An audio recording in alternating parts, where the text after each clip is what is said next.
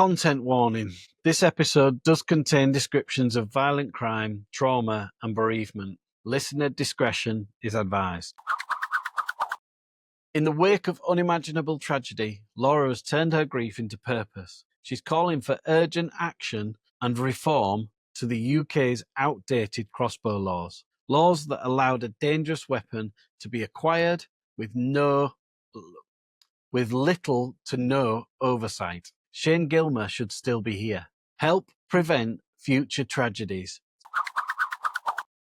Today's episode is one of the most difficult and important conversations we've had on this podcast. I'm joined by someone I not only admire professionally, but personally, my colleague and friend, Laura. Laura has faced what no one else ever should, a life-changing tragedy that tore apart the world that she had lovingly built. She's here today to share the story of her beloved partner, Shane Gilmer, a man who brought joy, stability, and love into her life. But this episode is not just about loss, it's about strength, it's about survival, and it's about the fight to make sure that what happened to Shane never happens to another family ever again. We'll be talking about Laura's journey, the shocking events that occurred in a quiet hamlet near Driffield in East Yorkshire, the night that their lives were changed forever by a crossbow-wielding neighbour, and her ongoing campaign to reform crossbow laws in the UK. This conversation isn't going to be easy, but it's necessary, because silence helps nobody, and in sharing, there is power. In quiet homes where love had grown, a shadow came no one could have known.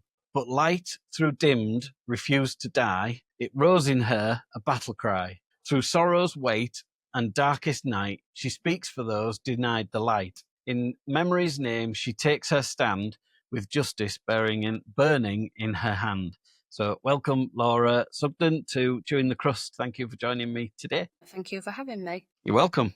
Bit of an unusual one. I mean, so far, everybody that we've had on Chewing the Crust I've had pretty much a link with in some way, whether they're a friend of a friend or an acquaintance or a couple of friends as well. But this is probably the one that's closest to home for me, both because of how much I care about you, because I knew Shane, and because we worked together. And I think, you know, we live locally, and it was just such a massive thing at the time for anybody who knew you or cared about you.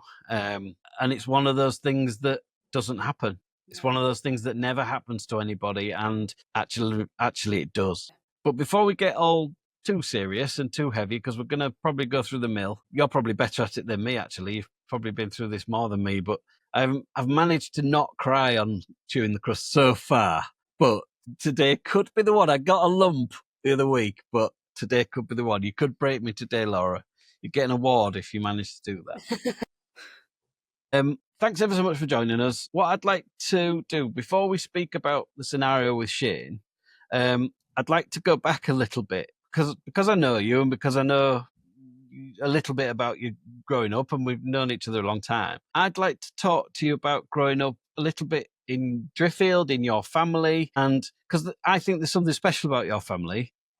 Yeah. Which I think you will probably know what I'm alluding to. And I'd love it if you could perhaps speak to that a little bit. Because anyway, I'll let you answer the question. But tell me about you growing up and why perhaps your family is a bit different to everybody else's. So I am one of 5 children. So I've got an older brother, an older sister, and then a younger brother and a younger sister. So I'm the middle one. We had a really, really lovely upbringing. It was difficult at times. My youngest brother, Aaron, has severe learning disabilities. And he's autistic. He attended a special educational needs school. So obviously, as like sort of children growing up, Aaron required an awful lot of attention.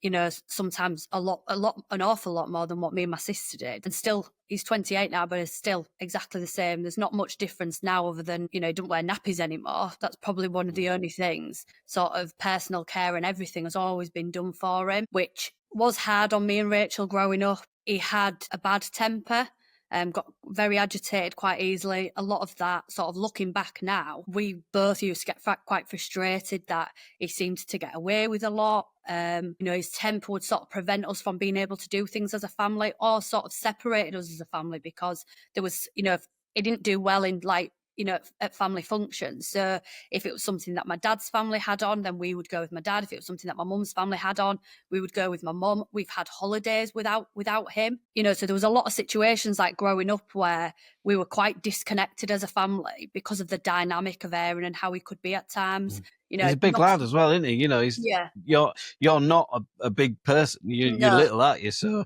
I would imagine if he did lose his temper, you'd bloody know about it. Oh yeah, I mean, he constantly he would have hold of our hair. Sometimes, I'd say 90% of the time, it wasn't through anything that we did. It was actually he was just triggered by something, and whoever was closest to him, he would grab our arms, he'd hit us, he'd pull our hair. I remember even doing the week before my SATs, it'd be just like I was revising in my bedroom, and he'd just sit kicking my bedroom door. Late at night, he didn't go to bed very well, so he'd be carrying on at night time. So me and my sister never really got a normal sort of bedtime routine, which is always really difficult and something that my mum and dad feel guilty for, now, and they will forever. So to some degree, we sort of had to, he was in control a lot of the time of what we did. My sister certainly, and me to a degree. We wouldn't have friends around, at the house, potentially just in case you just didn't know what he was going to react like. And, when he's feeling that way out, he doesn't sort of recognise that might be one of our friends. He would hit somebody. So we were always quite cautious of, having people around at the house. And yeah, it was difficult. It was difficult at times. While we was, happy children, there was times where we sort of didn't, our childhood wasn't probably as normal as what a lot of other children, without having a family member, a sibling that's disabled. How do you look at how you felt about that now? I feel sad now, I think, because I have more understanding to how, I think, obviously years ago when I was a child, I just used to think he was naughty. And I'd be frustrated because I think, gosh, if me and Rachel did that, we'd be we'd have our phones taken off us, or wouldn't be allowed to play out, or we'd have to go in our bedrooms. And there was never anything with that. So we both felt quite frustrated towards him at times because he just seemed to get away with everything. And I think now when I look back, I feel guilty that I felt like that towards him because he doesn't understand. So, and his frustration, like it wasn't, I mean, even now, it's not that long ago, he hurt me and he hurt her. So this is, probably, I think going back 2 years, we'd taken him to a concert, CJLS, and because he didn't want to walk, because he had a problem with walking during COVID because he wasn't going out, he hit me in my stomach and he was hitting my sister. And, that's still, I mean, he was 26 when he was doing something like that. So it's not something that he's grown out of. And I certainly don't think he ever will. When he's agitated, he will lash out at the closest person to him. And then I think the incredibly sad thing is now what I've sort of realised, he's always very sorry. And emotionally, after he's done it, he's beside himself, because I feel like there's something in him, like that's telling him to do it, but then there's something trying to calm him down. But that other one is overpowering. It's almost as painful to him emotionally as it is to you in the aftermath. Yeah, because I see him, I see the distress. He wanted to go to the concert, but he couldn't do it. And, as much as what me and Rachel, is trying to encourage him, like you do a child, I don't even need to encourage my 6-year-old as much as what I have to encourage him to even just to walk 2 steps. And obviously there was people around as well that don't understand, because some people might look at him and think he looks quite normal. So, he doesn't have anything wrong with him. But I mean, also the language that he displays in public when he feels sort of threatened to some degree. I mean, my sister probably feels it more than I do. I've got a lot thicker skin, but she can get quite embarrassed by him. He is hard work. But you are fiercely defendant of him as well. Because I don't know how old you were when we first started working together. You were sort of early to mid-20s, I would have said, weren't you? Yeah. And even then, when the subject of your brother came up, you were fiercely in defence of him, but it felt like to me, to some extent, that he'd almost become not like your child, but like a child that you regularly came in contact with, like a niece or a nephew to you. So you were very, very protective of him, and rightly so, but. Yeah. That transition is an interesting thing, isn't it? From begrudging them for the attention and for making your life difficult to turning you into really quite an empathetic person. Yeah. Yeah. I mean, I think obviously as I've got older and I've come to realise that obviously having children myself, they grow out of certain things, and Aaron hasn't grown out of a lot of things. And I think I can I now appreciate like how difficult it was for my mum and dad, because they have, even now at 28, he is a child. Mentally, physically, he's a 28-year-old man, but mentally, he isn't. He's a child. Does he live at home or does he live in care? He lives with my dad. That's sort of something that we've all got a difference of opinion on at the moment. I think what would, my dad and my mum have always been sort of direct with me and Rachel that, if anything was to, God forbid, when anything happens to them, that they don't want us to ever feel pressured into having him live with us. So, Yeah. But he's my brother. And he's a child. Yeah, and that's it. That I think it's difficult because he hasn't, although he's got like the mental age of like a 3-4-year-old, like he doesn't understand things. He's got the power of a 28-year-old man, if not more. Yeah. The power behind him is unbelievable. Yeah, because your dad's a big guy as well, isn't he? But he'll be getting older, and that My balance dad's will. 70. Yeah. And that I always say to my dad now, when sometimes it can be physically aggressive with my dad, that's hard for me to see as well, because my dad's a 70-year-old man and he doesn't need to, although my dad's extremely fit and well for his age, I don't want Aaron pushing him about like that. But then there's the dynamic of he doesn't understand. It's not as if it's me pushing my dad about. He doesn't understand. It's still almost a form of domestic abuse, even if the intention isn't there. It still is, it's still awful. A pressure for your dad to have to deal with, isn't it? It's absolutely heartbreaking. My dad would stand, even when we were children, my dad would have to get him off us. Then my dad would take it from him. Yeah. So that he'd get his frustration out somewhere, so he wasn't doing it to us. But what I think it definitely did, certainly for you, I don't know your siblings, but as a young person that I started to work with, I mean, you used to go out drinking with the girls and, you did the normal stuff that a young 20-year-old did, but you also had a daughter, relatively young. And I think it made you quite a mature person. And actually, we have another friend that we work with who I think is a family friend of yours, who has a brother with disabilities. And he has always, to me, been exceptionally mature for his age. And I think you were not dissimilar. I think, yes, you came to work with us as a young person, but you kind of didn't ooze young person. You had an old head on young shoulders at that age even. I think I sometimes feel like we probably grew up, both me and my sister, a little bit quicker than what my friends did. And we had probably a bit more understanding of things. Like my mum and dad had to explain quite a lot of things to us that maybe, other children wouldn't have had to have known with not having a sibling like Aaron. I think it must give you an emotional intelligence that perhaps is beyond your years as well. That the ability to understand that the intention isn't there, but you still have to be careful around them. But in the same way, it's that same protection whilst defending. It's a strange dynamic, but I think unless you've either spent time with people with learning difficulties, especially adults with learning difficulties, or you've got a sibling or a relative, then it's not something that a lot of people perhaps do understand very well. No, you learn to forgive. Yeah, my sister was talking about this the other day, because when we lived at home, both of us, because Aaron was quite loud and boisterous all the time, we would always watch TV with the subtitles on. Strangely, as adults, I'm 35 next month, I still do it now. So even though I could be sat on my own with nobody in the room and I can have the telly on quite loud, I will always have the subtitles on, because that was the only way we could enjoy something, because he was that disruptive that we just wouldn't be able to watch. You couldn't hear it. And my sister still does this. She's 30. She still does the same thing now. Just little sort of, my girls say to me, why do you have to have can you turn the writing off? It's annoying. And I say, well, I can't, because it's a habit. I've done it for that many years. We had to do it, because if we didn't do it, we wouldn't be able to hear what we wanted to watch. And it's funny again, and we'll speak in a minute about Shane and what's, your life with him, but occasionally something comes up on my social media feed that's connected with you that has Shane on it. And there was a video came up relatively recently of Shane helping your brother over a tree stump, and you're both absolutely, creasing laughing. But it shows, because the obstacle wasn't a big obstacle and it was just a confidence thing. But it was quite marvellous and nice to see how much confidence Shane was able to give him, and how much they were clearly quite close. Very, yeah. And that's a big thing to take on as a partner. It's not an obligation.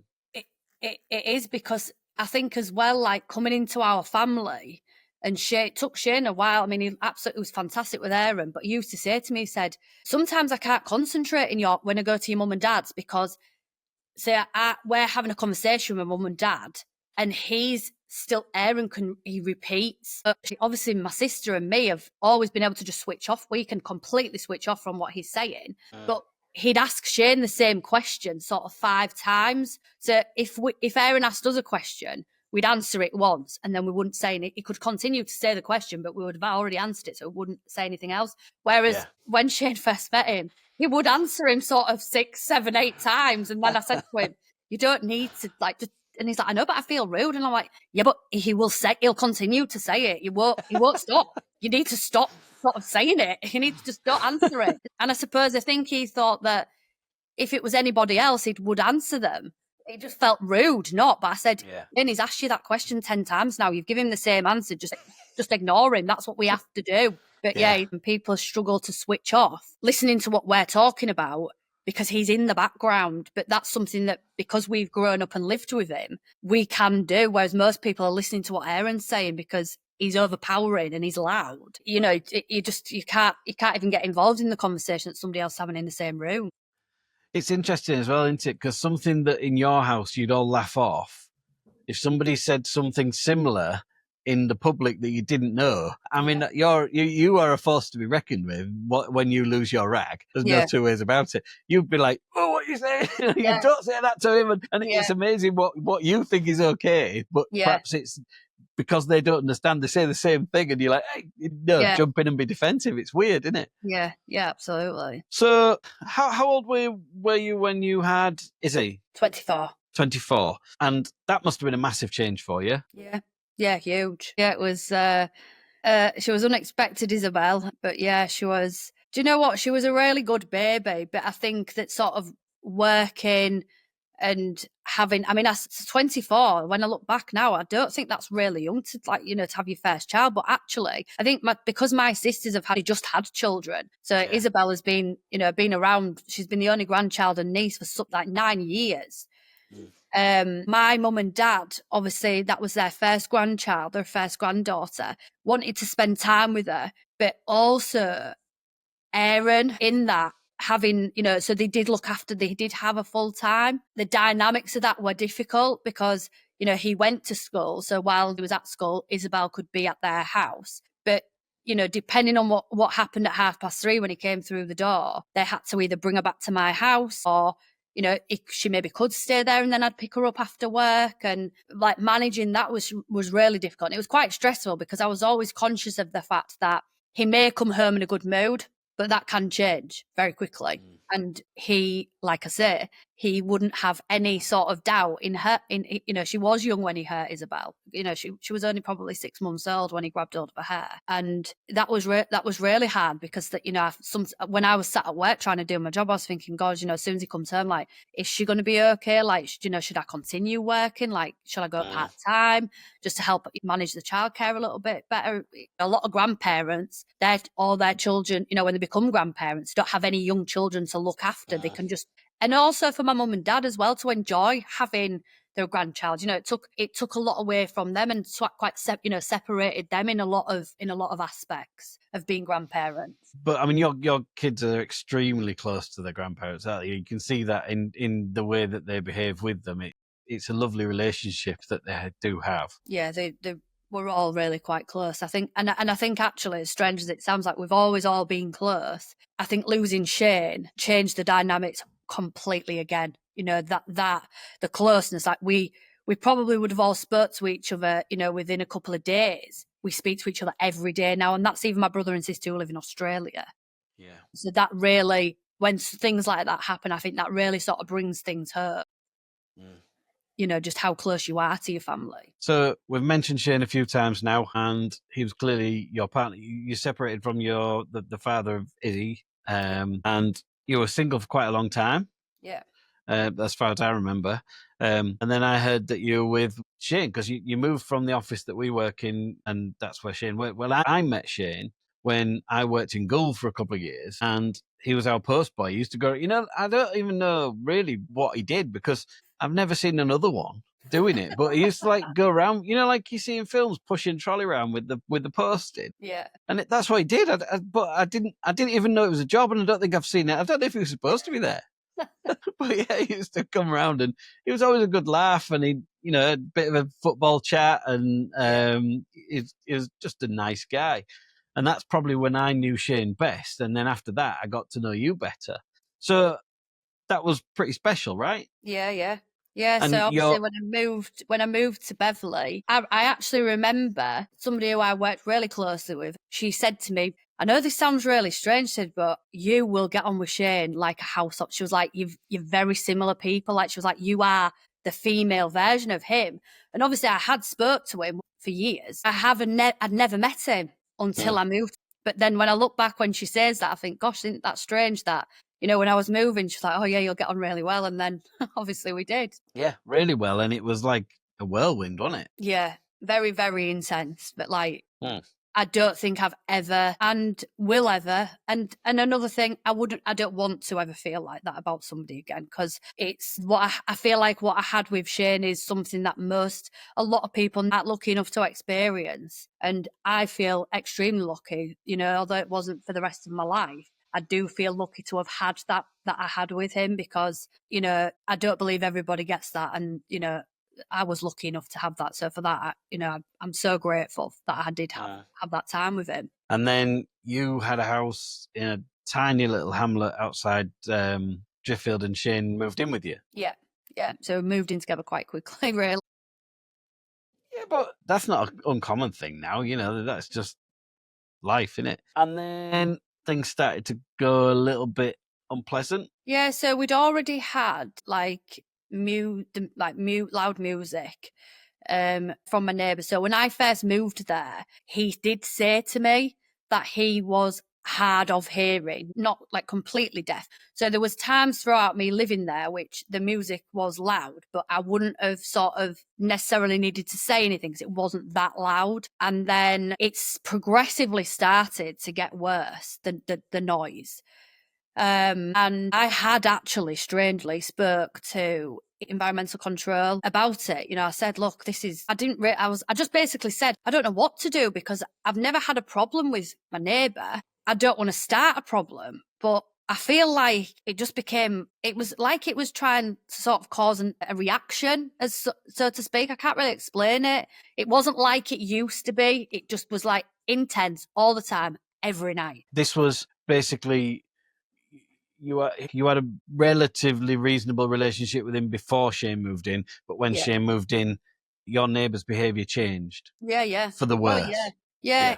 You know, I mean, prior to that, he walked my dogs. You know, I didn't have Wi-Fi for a period of time when myself and Isabel's dad separated, and he came round and said, "Do you want to use mine while you get yours sorted?" You know, so don't get me wrong, we weren't friendly in the sense that we'd sit and have tea together or even have a coffee together, but we would have a conversation if we saw each other. And again, we didn't see each other an awful lot, even though we lived next door to each other, because I was out at work all the time, and when I was sort of home, I was busy with Isabel, and he had his own life. And there was smells coming across as well as noise, wasn't there, of like marijuana style smells? Yeah. So I had always smelt that smell in the house, especially Isabel's bedroom. I mean, when I very first moved in and we got new carpets, I actually thought it was my Hoover. And for ages I used to think, and then strangely, it was always more apparent in that room, but it wasn't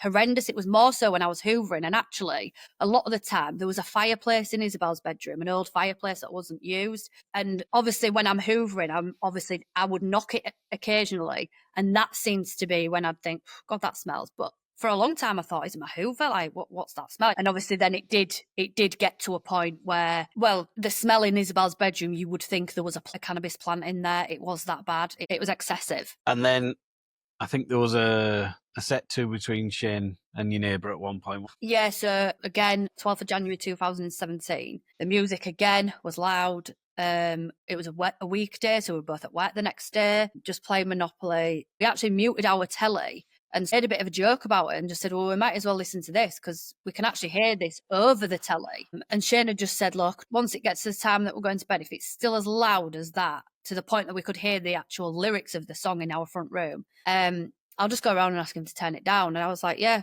didn't think there was a problem with him going around and asking him to turn it down. I didn't go with him because I thought, Shane's quite capable of just politely saying to somebody, please, can you turn your music down? And Shane wasn't aggressive in any sort of manner to anybody. And then he'd left the back door open and I just heard a load of commotion outside, like shouting. I couldn't really hear what was being said, but I thought, what's going on? So I left to go outside and he had an axe in his hand, was saying he didn't care what Shane did for a job. A lot of the things he was saying didn't really make sense. And I was like, I just said to Shane, just like, come away. Almost like he was drunk or, intoxicated in some way. I thought because of what the context of the conversation, it didn't make sense. Shane was obviously just like saying, I've just come round and asked you to turn it down. Like, you don't have to turn it off, just turn it down. I don't really understand, why you're being so aggressive. But then like the comments about, I don't care where you work, I know where you work. I thought, that's really odd for somebody that's just come around to ask you to turn your music down, but okay. Mm-hmm. So I just said to Shane, just like, come inside. The music went off entirely. And then I obviously was really worried and I said to Shane, like, we need to do something about this. And he was like, no, there's no point. Nothing will be done, blah, blah, blah. It's our word against his. And then I actually went into work and it was actually the EC team. Actually spoke to me that day as well. Yeah, I did. I just asked a few people's opinions on like what I should do. And everybody said to me, you need to report that to the police, Laura. Like, it's a threat. He's threatened to kill you when he's had this axe outside shouting, basically saying that he was going to kill both of us. So I'd said to Shane on like our lunch break, I said, I've spoken to a few people now and they all think we should report this. Like, it's a threat to kill. Shane was like, well, I will. He wasn't really that concerned. He was, constantly dealing with tenants that would maybe have an argument and then he'd have to go out and see them or speak to them. So he didn't really seem to think it was that much of a big deal, not as much as what I did. Kind of thick-skinned because of the nature of the work. I think, weirdly, it's just in my head, I seem to think that I said to you, ring the police and contact the antisocial behaviour team. And I think I did it as well. I think we both did it. Yeah. Because I said, I'll do it, but you do it as well. And then it shows it more. Yeah, I'm sure that happened off the top of my head. Yeah, it did. And anyway, so we did call Shane did ring through, and although he was quite reluctant, he said, I don't think they're going to do anything, but I will. I'll ring them anyway. And then he did. And they basically sort of said exactly what he'd said to me, that, what is it that you want us what is it that you want us to do? It's sort of your word against his. I wasn't really sort of expecting that response. I've grown up with police officers in my family. My dad's an ex-police officer, my granddad's an ex, and I was quite shocked hearing stories from my dad, my granddad, as being a young child. I just thought, that was my sort of first contact with police in that sort of way. And I was quite surprised that was the response from them. And then obviously the cannabis, we left it at that. The cannabis, the smell continued. Our housing were rented through a farm management club, but it changed hands to an actual agent. So I was then getting advice from people to say the police had even told us, you need to ring your letting agent, the smell, the noise. So that's what I did. The letting agent, she said, very, very good, said, we will come out and do an inspection. Because we've just taken over the properties, we can sort of say that we're doing it as part of the takeover. So, he wouldn't need to know necessarily that it was because you've reported this. So I obviously explained to the police that they were going to come out, they were going to do an inspection, and she did. She was very young. She was very, very young. I dare say she was 20. She went to his house first, and then she came to my house. And I don't think I've ever seen anybody so distraught from basically looking around a house. She was shaking. She was frightened, and she just sort of said to me that she doesn't know how I live next door to him. She knew that I took her upstairs into the bedroom. She didn't actually inspect my house, but she came to the bedroom, Isabel's bedroom, to smell. And she actually said to me, strangely, your house, this bedroom smells worse than his. And she said, because in his, all you can smell is chemicals. So she said he's very obviously been cleaning prior to the inspection because they had to give him sort of a day's notice. Right. I had rang them in the meantime the day before and said he's moving stuff out of the house. By the time you come tomorrow, the stuff's not going to be there. And so I was thinking, oh God, they're not going to find anything. She said he's definitely doing it. He's definitely growing in there. There's a lot of cleaning products. He was very reluctant, she said, to let me in the bedroom of the bedroom backed onto Isabel's bedroom. She said he was quite happy for me to go in any other room, but that one in particular didn't want me to. She said he was very up and down, sort of quite abrupt at times and rude, sort of saying, why have you come to do this? Questioning why she was there. Then, sort of 5 minutes after being quite rude towards her, he then asked her if she liked curry, because he was cooking a curry, and did she want to stay for tea? Again, really unusual for somebody from an estate agent going around to do an inspection. You don't often ask somebody, especially of her age as well. Seriously odd, isn't it? Yeah. Extremely odd behaviour. And, she said to me, he is odd, very odd. Basically, I'm going to go back to my manager. I'm going to tell her my findings. She didn't find any cannabis, but she said he's definitely growing it in there. There's lights and bulbs and certain things that just don't look like a light bulb. She said, I'm going to report it back to my manager. And sort of the next thing we heard is they were going to evict him. So as far as I was concerned, he was going to be evicted. He would be given notice. She said to me, we're basically going to say on the eviction letter that we want the property back for repair. So he won't know that it's anything to do with, him growing the cannabis, or that you've reported it. And any problems, or, you have anything else, then just let us know. There was a couple of little things that happened after that, like there'd be just a pile of horse manure in my garden. We did have horses behind the house in a field, fenced, but it would just be in a pile. Now, I've ridden horses all my life, and a horse does not ever do it in one pile. So it was quite obviously put there. There was no prints either for them to, if they'd have escaped it and got out of there, which they had done previously, but there wasn't anything to suggest they had been on, that part of my grass. There was sort of rubbish and things, but the music, there was no more music. I obviously from then, that was sort of the December time. I then didn't have any sort of communication with him again, ever. I hadn't from the January, the following, that same year, 2017. And then I'd said to Shane, so leading up to the 12th of January, that, the Monday, I'd said to Shane, like, his car wasn't there. It was never stayed out the whole time, unless, I was on holiday and I didn't know about it. But the whole time I lived at that house, he never, ever stayed away from home on an evening, overnight. And then on that week, his car was there, like one night, then the next night it wasn't there and it was gone. And I sort of, said to Shane, like, I found myself getting up every morning and looking out the window for his car. I just don't know what it was. I just didn't feel right. And I'd said to Shane, like, his car's not there. Shane, being a joker, is like, you like the neighbourhood watch you. And I said, I don't know. I said, he has been evicted, Laura, so he's probably staying at his new house, or, he's found somewhere. And I thought, well, I don't know. I wasn't convinced. And I said, I just can't understand somebody that's been like that towards us is just going to go quietly. I don't believe it.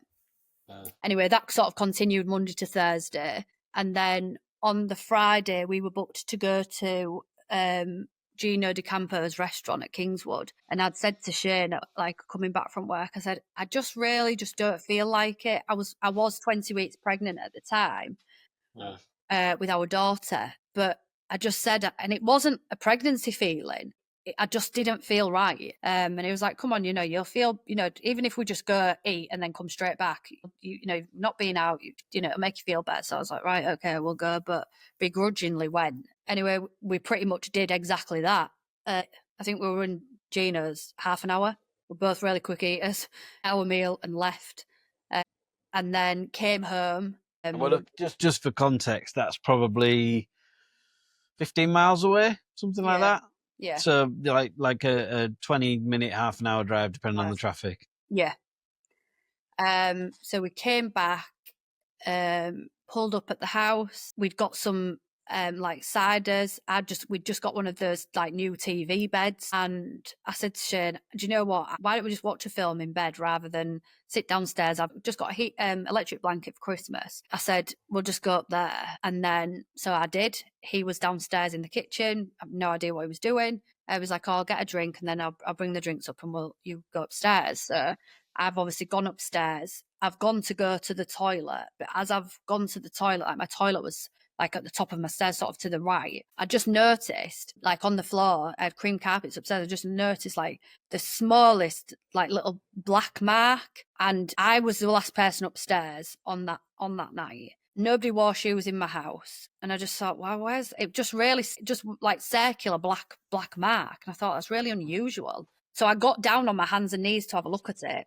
And then the way my upstairs was is like there was 3 bedrooms. So there was like one to the right, 1 bedroom door to the right, one in front and one to the left. So I just thought something feels off. I just feel like somebody's inside my house. So I pushed open Shane's daughter's bedroom door and there was nothing in there. And then I pushed open my bedroom door to the left. I couldn't really see a lot, but what I could, I thought, I'm fine.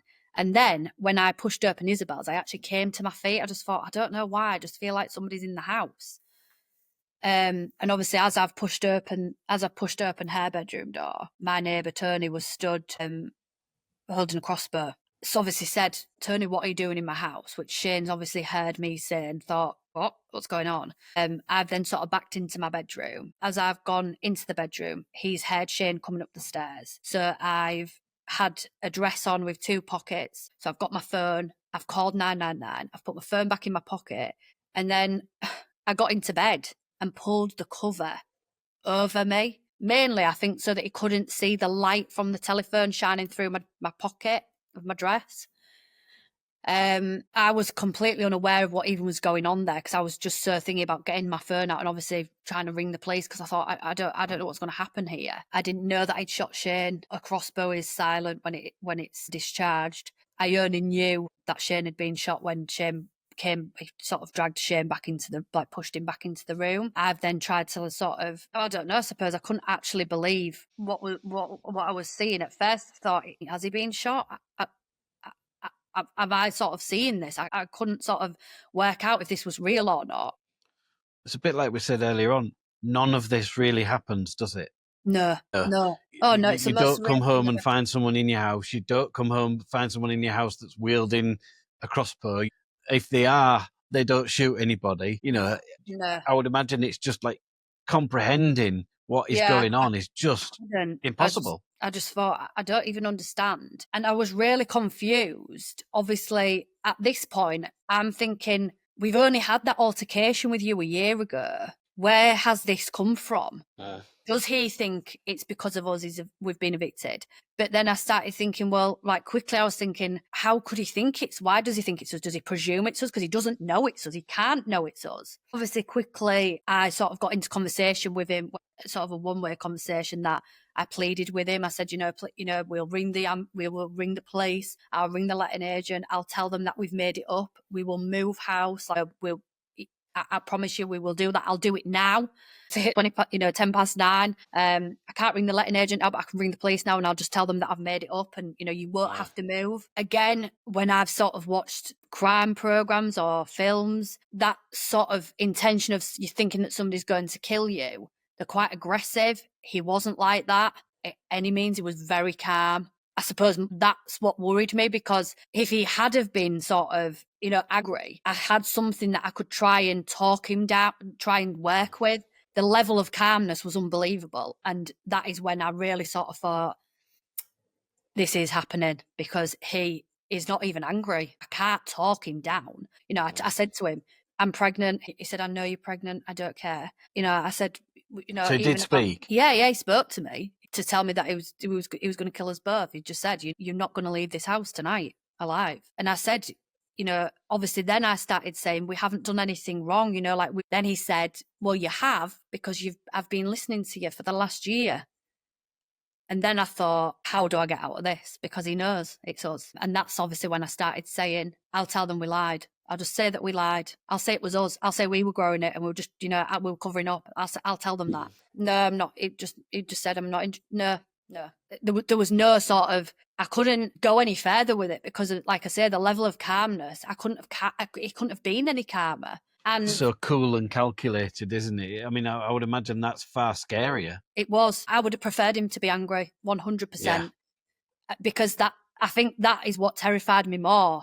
Somebody actually, somebody's shouting at you in a rage like he had done previously, that he was going to kill us. I thought that was bad, but actually somebody calmly saying to me that I wasn't going to be leaving that house and we were both going to be dead and I would never see my children or my family again. Yeah, that was even even more scary. It's like they don't care for the consequences. They're not bothered what the consequences are, which is why they're calm. I think when people are angry or upset, it's because there's a negative upon them, but it doesn't sound like he had any. No, not at all. I don't think he didn't care. He just did not care. There was no care in him whatsoever. I mean, you've got to be.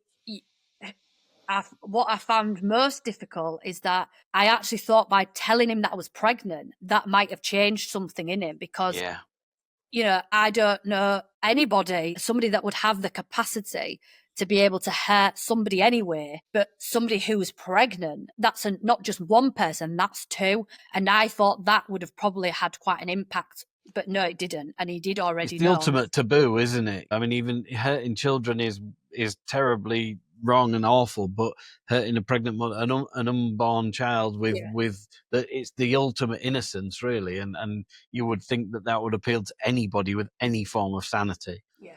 And I think once I knew that he didn't seem to care and he knew that I was pregnant, obviously he'd come into the house knowing I was pregnant, so it didn't matter me telling him. He wasn't going to change his mind. He was going to kill us, and that was what he wanted to do. And, you know, yeah, it's the most surreal experience of my, even now when I ever watch anything back that I've done, when I talk about it, I like look and think, even if I can see myself like talking about it, I'm like, God, is that my life? Did that actually happen? And even now I still think, well, I'll wake up sometimes and I'll think, yeah, it did happen. You know, like if I've had a dream, I'm like, no, I'm in this different house. Yeah, it has happened. I'm not surprised at all. I will carry on, but have you been back there in dreams? Yeah. Oh, yeah. Yeah, constantly. Yeah. I think sometimes as well with sort of trauma and grieving, your mind plays tricks on you. I mean, my mental health, God, I'd probably say 5 years. I'm nowhere near where I want to be or where I hope I am one day. But certainly these last 2 years, I'm completely different to what I was 5 years, them first 5 years. My head played constant tricks on me with, thinking, has Shane really died? Has he died? Has he really died? That sort of backwards and forwards all the time of like the trust that I'd lost in people, especially the police. They were telling me that he had killed himself. But did I believe them? Because I don't trust these people. So why am I going to believe something? I didn't see him dead. I didn't see him be cremated. So is he dead? Somebody could be lying to me. So you're in your home. Shane's seriously hurt. It's been very clear that he's not going to listen to you. So what happens next? So I'm still sat in the bed at this point with the cover over me. He did actually pull the cover back. And do you know if the phone had connected with the police? Were the police able to hear all of this? Yeah. Right. Yeah. So that call was connected at 9 minutes past 9, and it stayed an open call. Don't get me wrong. None of this is wonderful. None of this is good in it. No. There's nothing good about this at all. But that's a good thing, presumably. Yeah. In the end game, when the dust settles on the scenario, that presumably was useful to an extent. Yeah, I mean, unfortunately, at that time of that call being connected, obviously they were able to pick up your location and things, but unfortunately, nobody was actually deployed. No. Immediately. So from that, he's then sort of pulled back the cover and just discharged the crossbow and shot me in my head. I just was completely sort of disorientated. I felt dizzy. I couldn't see. Like there was just blood pouring down my face. Mm-hmm. And from somewhere, I just got off the bed, not at the side that Shane was sort of laid on the floor at the other side of the bed. I pulled the bolt out of my head and walked round towards him. Because actually, I think at that point, my adrenaline was I've never ever felt like that in my life. It was just a fight. I just thought, do you know what? If you are going to kill me, then what have I got to lose to fight you off? I don't have anything. It was quite a stocky bloke. So I've taken the bolt out of my head, walked round to the side of the bed where he stood. He's pushed me onto the floor. He's then got on top of me. He's got the bolt. We've both got hold of the bolt. And then he pushed the bolt into my neck. I then managed somehow, I've no idea, I managed to sort of loosen his grip on me and pull the bolt back out. And then I actually ended up on top of him. So I was then trying to like basically take control of the ball and try and put it in him. I've sort of like saying to Shane, so can you help me, please, can you help me? And I just thought, he can't, there's no way he can help me. And then he just pushed me back off. So by that time he's got up, he's gone back into the bedroom to get he had 3 crossbows in the house. He's gone back in to get another crossbow. I've then just gone over to Shane, sort of. It's really strange when I talk about it now, because it's like I feel like me and Shane sat and spoke for 10 minutes, but we didn't. It would have been seconds. Time goes so slow in those scenarios, doesn't it? And Shane's like saying to me, you need to get out. Like, he was crying. He was like, you need to get out of the house, Laura. Please get out of the house. I'll never forgive you if you don't get you and the baby, make you and the baby safe. Please. He was like, I just love you so much. I don't want him to hurt you.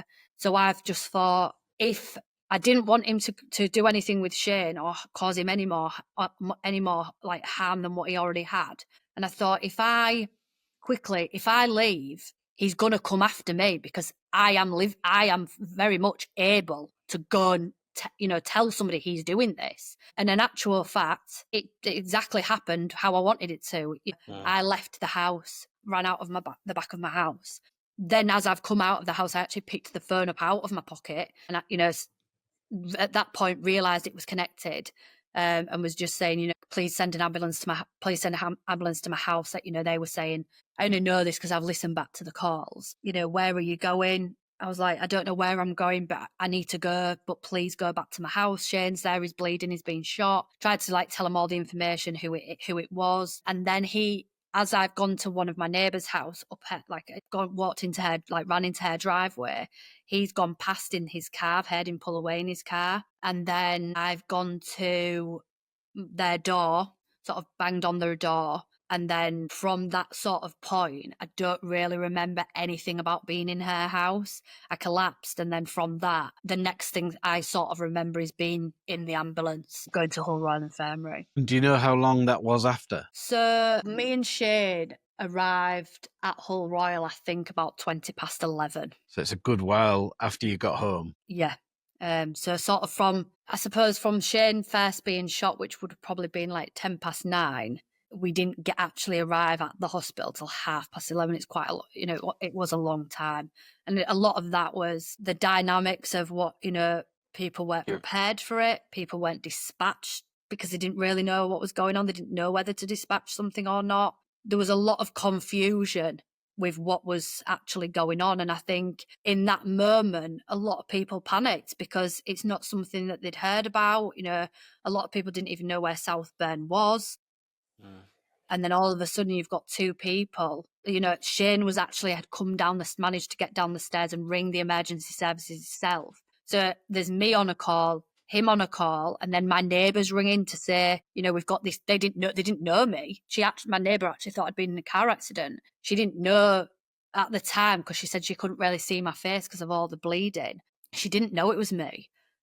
And then she's obviously rang the paramedics to say, you need to come. Like, I've got this girl at my door. I don't know where she's come from. She can't really tell us where she's come from. I was sort of in and out of. I imagine as well, with the phone in your pocket, there was no sound of a gun being discharged. It's silent. And presumably, if you were in a fight with him, that will have just been scruffling and kerfuffling and not really able to tell what was going on. You could hear me. I had screamed a few times, so you could hear screams on the call. I have heard it, so there was screams heard on the call, and you do hear me say he's going to kill us. Unfortunately, that sort of didn't really go together, all of it. Nothing at that point nobody was sort of dispatched. And then you were at Hull Royal and things unfolded a bit. Yeah, so obviously when I've left the house, Shane's obviously he's talking. And I suppose looking at somebody, I couldn't really see.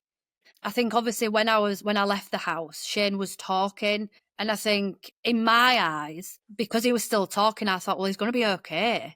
Like, I obviously didn't know the severity of his injuries. To be honest, I didn't actually know that Shane's arm, he'd shot through his arm. So his arm was pierced to his body. I didn't know. I thought he was shot in the side. And obviously with him talking, I thought, well, he hasn't died straight away, so he's going to be okay. And then when we started to go, I started to come round a bit in the ambulance, I asked them, You know, is he okay? Is he okay? And the crew that was with me said he's talking. He knows you're okay. And sort of we got to the hospital, and it felt like minutes. Again, it would be seconds. There was like some conversation I could hear, but couldn't really hear what people were saying, and I was like, is everything okay? Is everything okay? And yeah, we're getting you out in a minute. And I just thought, I don't know, something just feels a bit off. Well, Shane had gone into cardiac arrest at the hospital as we pulled into Hull Royal Infirmary. So they didn't want me to see him. So they were getting him out before they got me out. Sort of the next thing, like, I knew he was in the room next to me because I could hear a lot of things being done, and like his name and things. And I was in, obviously, the room next door. We both was in resus, our doctors and nurses and things. Nobody was really sort of saying anything to me. People were just trying to do things like, get a lining. So I couldn't get a lining. All my veins had collapsed, like some fluid and stuff, and like blood products, and stop my bleeding. And just all this sort of noise around me was going on. I just remember thinking, like, what? I would just want to see him. Can I just go and see him? Or like, can somebody just tell me something? And it just felt like forever. It wasn't forever because, like I say, we got there at 11:30, and eventually the doctor came to me and said, we're going to have to take you down for a CT scan. We're not sure if you're going to be able to have a full scan. Obviously, you're pregnant. We're just going to have to sort that out when we get down there. And I just said, I'm not going. I just want you to. Everybody kept asking, where is he? Can I see him? What's going on?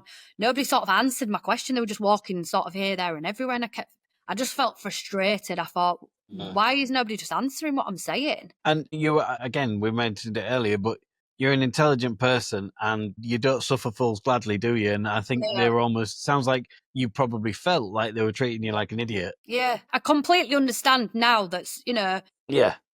The situation I went in, telling me something like that would not have been appropriate to the condition that I was in. Yeah. And now I get it. At the time, I didn't. I just thought, what is going on? Like, I'm here, I'm on my own. Like, I didn't have my family with me, and I just wanted to see him. And then, this doctor came and said about me going for CT, and I just said, I'm not going. I am not going, and I'm going to get out of this bed. And they were like, you can't walk. I was like, I will get out of this bed, and I will go and find him. And then, literally, sort of seconds, the doctor left, and within seconds, like, my room was just so many people around, and I just thought, I just knew. And I just said to the doctor, I said, he's dead, and he said, yeah. He said, I'm really sorry. He said, we couldn't do anything else. But I just knew. I could almost sort of, it's the weirdest thing I've ever experienced. I felt, once I started asking, I felt just different. I knew, and I just wanted somebody to tell me. And then I could almost pinpoint to the time he died because I just felt like something inside me died. I just knew I knew he died. And then I just said to the doctor, take me for a CT scan, I'll go. And I think a lot of my sort of trauma, straight after I'd been told that information, I was then laid about to go into this tunnel, and I struggled to even have a CT scan years later because obviously of this. And for sort of, obviously I could hear people talking, but I couldn't really hear what they were saying. And I just sort of was thinking, has this happened? I could not comprehend that it happened. I thought, they have definitely told me he's died. My mind was just going crazy. And I just thought, I couldn't understand it. I just could not understand it because I thought, but he was talking. They told me he was talking. I don't understand. And obviously the only information I had was that he died. I didn't know, what the extent of his injuries were, like what the blood loss was, like the times that, the length of time that he actually stayed alive. But effectively, he was bleeding to death. That he needed blood products. But and you were incredibly unwell. You were injured, so you'll have had all sorts of chemicals going around your body. You'll have had a lack of blood yourself. So not only that, you've had this.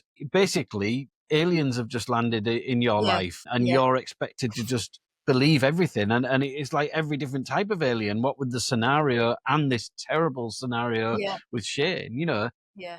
It's perfectly understandable that you were so confused. Yeah, it was. I just, honestly, I look back now and I feel so guilty, but I just kept praying. I just thought, I just want to die. I just hope I close my eyes and I do not wake up, because I don't think you should feel guilty for that.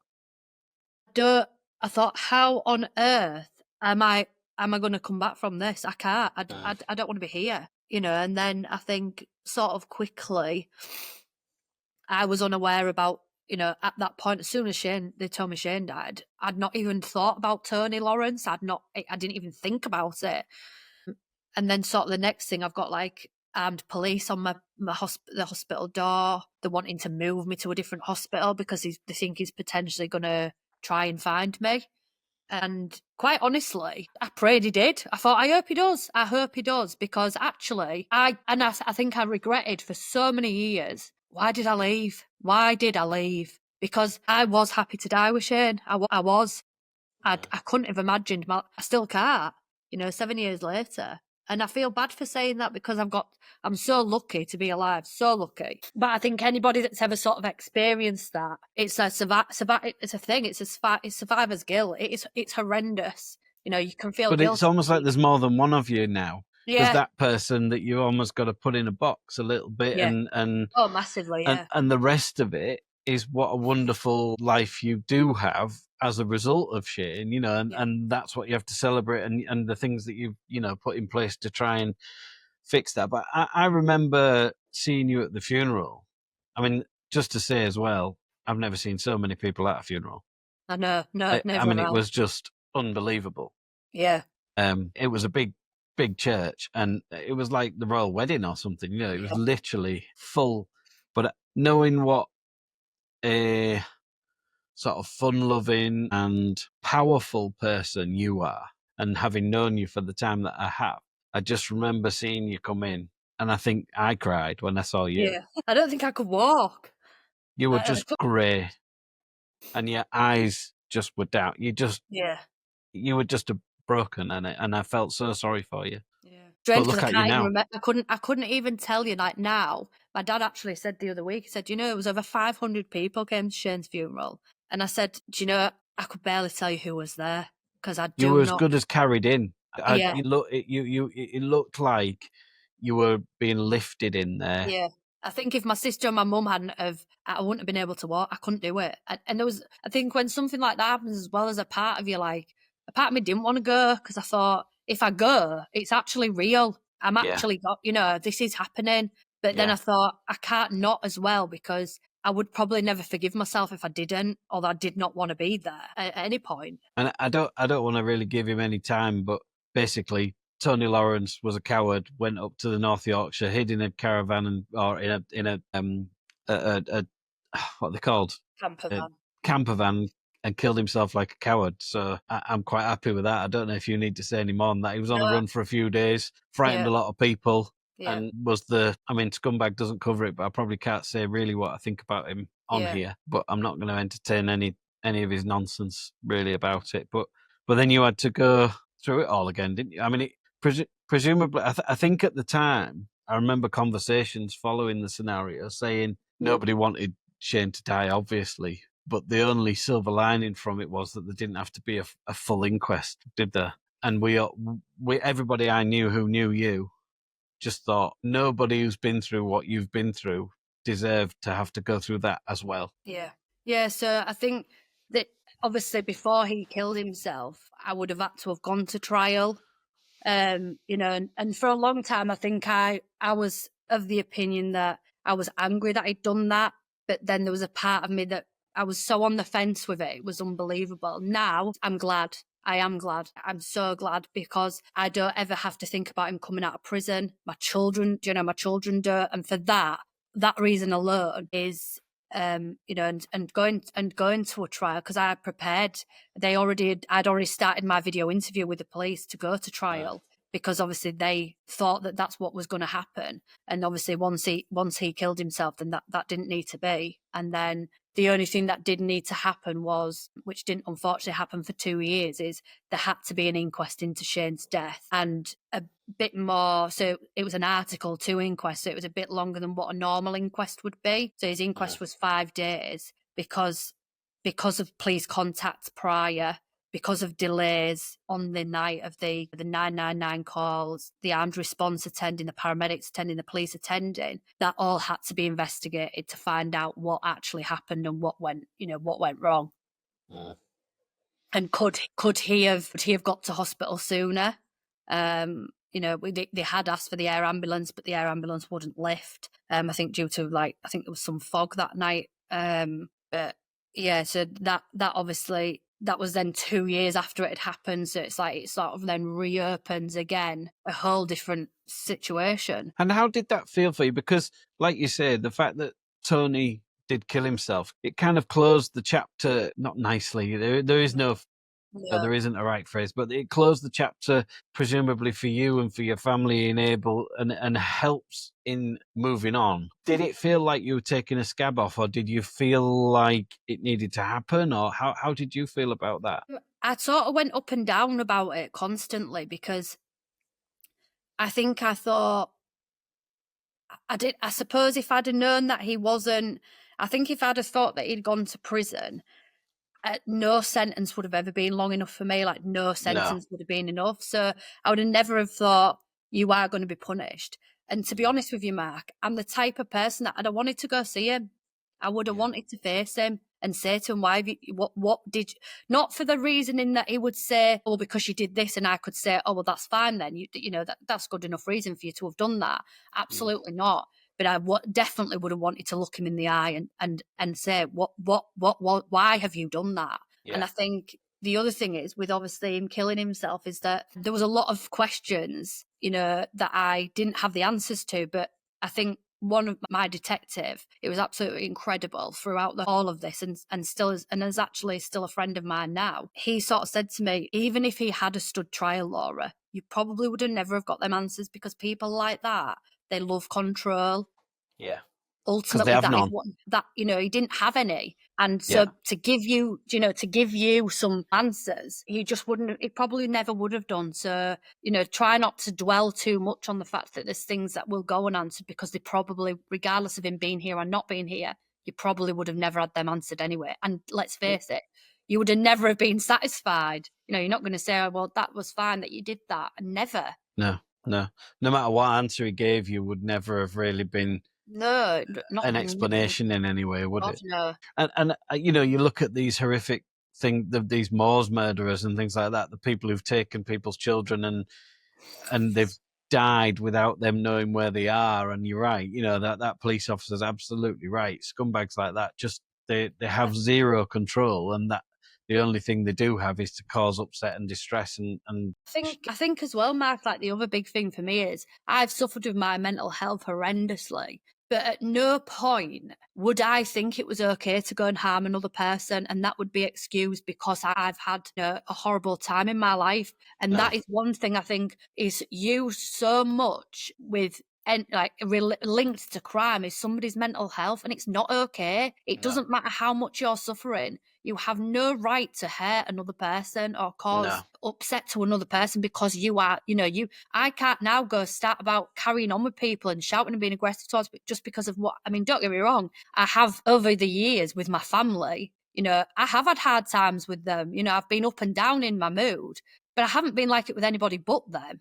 You know, and, you know, to a degree, and they will understand that you know, I'm angry at times, and so because I'm angry about this, you know, this the life that I've got to live now, I might be snappy about something that I wouldn't have usually been because of that. But it's certainly not an excuse to do anything. Is it? It's not an excuse. It's not, and I think you do need somebody to let off steam with. You know, that's what I often think. I mean, it's not to the same degree, but when you see people who you care a great deal about who are perhaps single in their later life, and you know that they would make a lovely partner just to bounce ideas off, or and I think it's the same with these things. You do need somebody to occasionally shout at who understands why you're shouting at them, so that you don't go off and you don't do that. But I think, again, the gift, if it can be considered a gift, that he took the coward's way out. Yeah.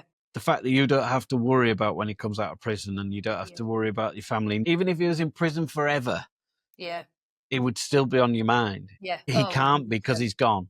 Yeah. And that 100%. The difference that must have made to your mental health, which we can't know, but you can assume that would have just been awful. Massively. I mean, you know, I struggled sort of in the early days, even believing that he was dead. So for a lot of years, I would go through stages where I thought, is he there? Because the people that are telling me this, I don't really sort of trust. And it took my detective Julian an awful lot to sort of say to me, Laura, I promise you, like, you've trusted me this whole process. He is, and a long time I would play, my mind would constantly play, sort of tricks on me thinking, yeah, but is that true? I've not actually witnessed that. Like, all sorts went through my, in that sort of state of like shock and sort of trauma. And because I was, and even like living on my own, like living in a house again, I wasn't ever frightened of somebody else doing that. I was frightened of him. But then to be frightened, that sounds for me saying that to you or saying that to anybody else, you would think, but you can't be frightened. You shouldn't be frightened of him because he's dead. But I couldn't put the two together.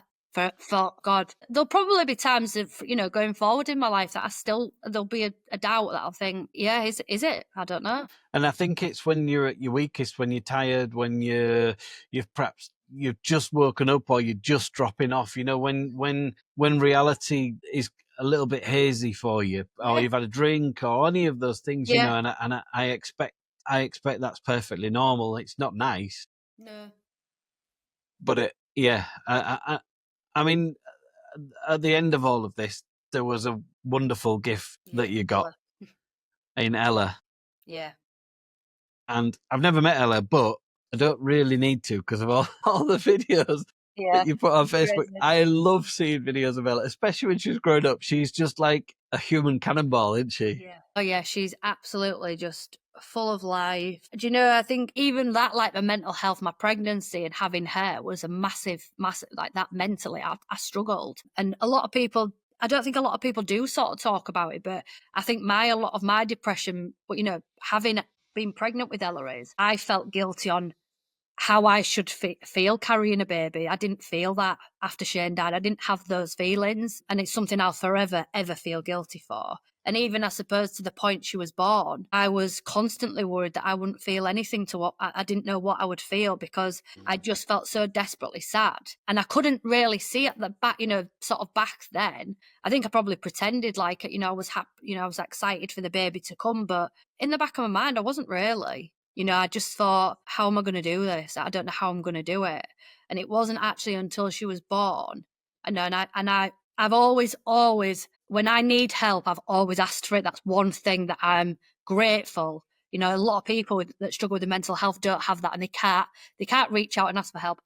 Touch wood, I've always been able to do it. If I'm struggling, I will say, I need help. I need it. Yeah, and I think at this point, I know you're going to carry on, but I do think that we should say that anybody who does feel like that, you really should. The benefits to helping you to do that are just off the scale. Yeah, I would. I mean, don't get me wrong. I think sometimes, certainly with this, I struggled to get the correct help at the right time. And I have paid privately to see people because I was on waiting lists.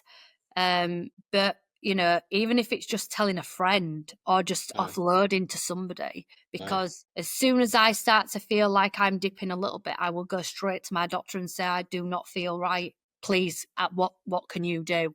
Because I've got 2 children that depend on me and I cannot give up for them. They are my absolute world. And I do feel really lucky, Mark, that I feel like that when my mental health's bad, because like I say, there's a lot of people that don't have that feeling and they think they're completely alone.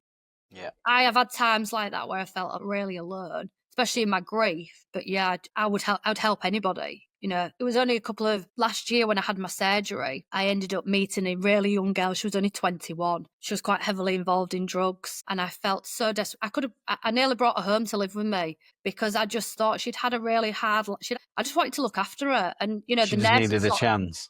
The nurses sort of joked at the time that, she'd push me outside in the wheelchair for some fresh air. And they'd say, like, you should be in bed, you need to be in bed. You shouldn't really be, looking after her. Or, I was constantly looking after her. And she was like, you need to rest. You need to rest. You can't be here looking after her. And strangely, I'll be honest, if I didn't meet her having that surgery for the bolt removing from my head 7 years later, I would have been in a really dark place. But because I put my energy into looking after her, and talking to her and saying, why don't you try this? I can help you do this. It took my mind off me and how I would feel going back into that hospital in the same ward that I was after Shane died. It took that away from me. And I did suffer weeks after my surgery, but not at the time while I was helping her. I didn't. I felt better because I thought I could really help her. I'm going to help her. I am going to help her. It's really interesting because one theme, and I'm pretty much mentioning it every time I'm having a chat like this, one theme that does come up over and over and over again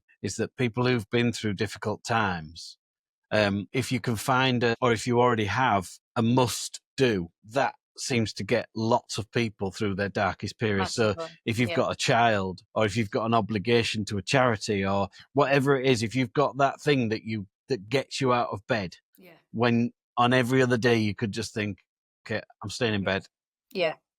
That thing or things that makes such a difference. And it just shows you that it doesn't have to be a child over a massive period, because I would imagine your children are that for you. Yeah. But even going for an operation, which is a relatively small thing, but it's massive to you. Yeah.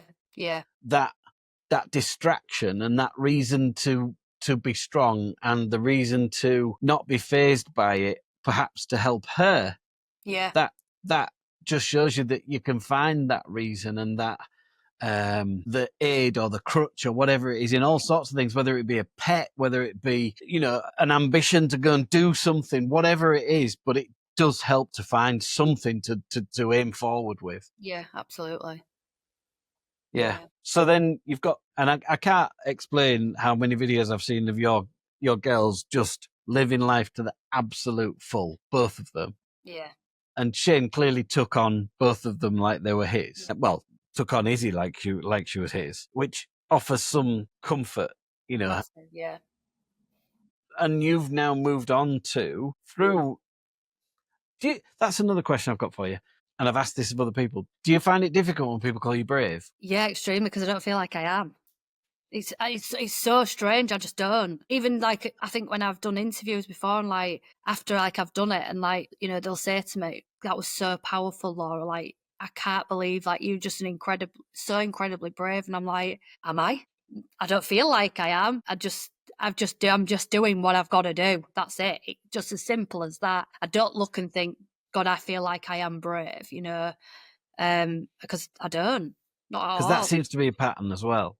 Yeah. People who are doing these wonderful things don't seem to recognize or even feel comfortable being called brave. A bit like when you see that advert, the lady who's suffering with cancer and she says, "I don't feel brave." And it feels like it's a similarly linked emotion. Yeah. And, when you talk to grandparents and stuff about the war and they almost forget these major things that happened. You think, "Oh my God, you did that." Yeah. I just wonder if it's the same thing, because it's your life. It just happened to you. And if you watched it in a film, you'd see the person being brave. But because it was you, I just think you can't almost associate it with bravery. Yeah. And I think as well, I find that a lot of people, and they're like, "Oh my God, I can't believe that happened to you." And I'm like, yeah, it did. I think because it's my life, it's so sort of not, if that's the even right word, it's become so normal that has happened in my life. Yeah. But to other people, they're like, a lot of people are shocked by this, but I don't have that shocked element anymore. Because Nothing it was you. shocks me. Nothing. There is nothing in this world that could happen that would shock. Never. If somebody tells me something, nothing surprises me anymore. I completely have changed how I think about anything, because it is one of them. Even I suppose people would say to me, that happening to you is would probably never happen again. But, well, I reckon you've got more chance of winning the lottery. Yeah. Oh yeah. It's that those kind of numbers, isn't it? Do you get sick of talking about it? No, I don't, because I think what sort of one of the underlying things is not just the campaign about the Crossbows and the legislation, but also just I think more I'd like to think that one day people could come to me and, if they were struggling, if I didn't even have to know them. I have had people reach out to me. I haven't ever had anybody that's sort of been a victim of, of an attempted murder through a crossbow. But I have had sort of people that have been, have lost people, and have sort of reached out to me, and like in also completely different circumstances that have lost a parent through murder. I've had people reach out to me, and that feels incredible, because I'm like, they're coming to me to ask me, like, they must think that I know the answer. And I'm like, I genuinely don't know the answer. I don't.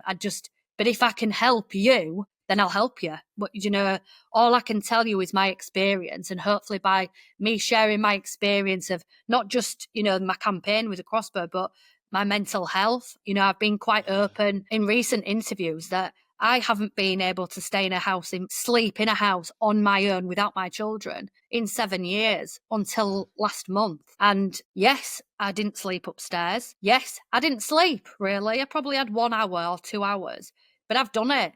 And that to me, most people go to bed on a night and don't even think about that.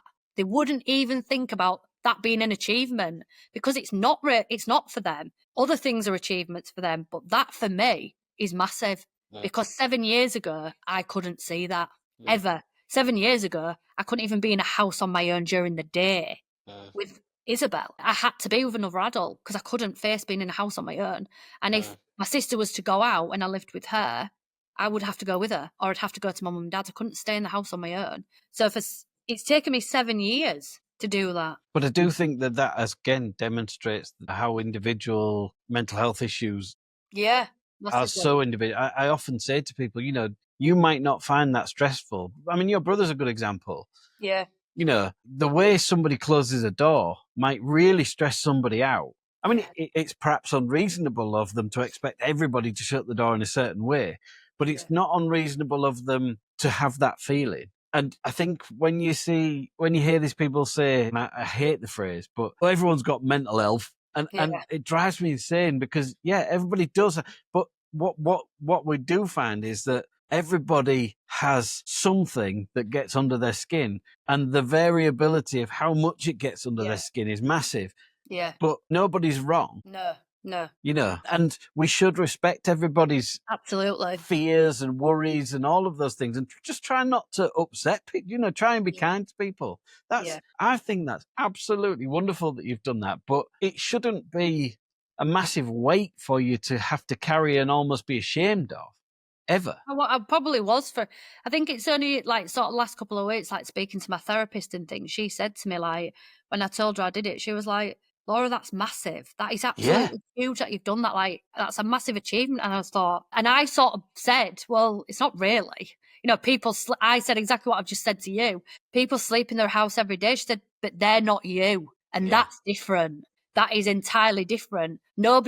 Anybody else that lives on their own and goes to bed on their own, they don't have the thoughts that you have because they haven't experienced that. And that's, I sometimes worry that, I'm 7 years on, and to some degree, my mental health has improved in certain aspects, but in others, it's got worse. I communicate that with my therapist, and she says, but stop putting pressure on you. And I always say this phrase over again. And she says, I'll say, but it's been 7 years. And she's like, but 7 years, what does that mean? What does that mean? And I'm like, but do you think I'll still be like this in 15? And she's like, so what if you are? If you feel like this in 15 years, then you feel like this. Allow yourself to, and that's one thing I've taken from therapy for my mental health, that it doesn't matter if, somebody else might get there before me, but that doesn't matter, or get there after me. That doesn't not matter. A competition. It is how it is. I had this expectation of how I should be in 7 years. Now I'm here. I'm like, well, I thought I thought I would be able to manage this now. I thought I would be able to, and I can. And that's okay.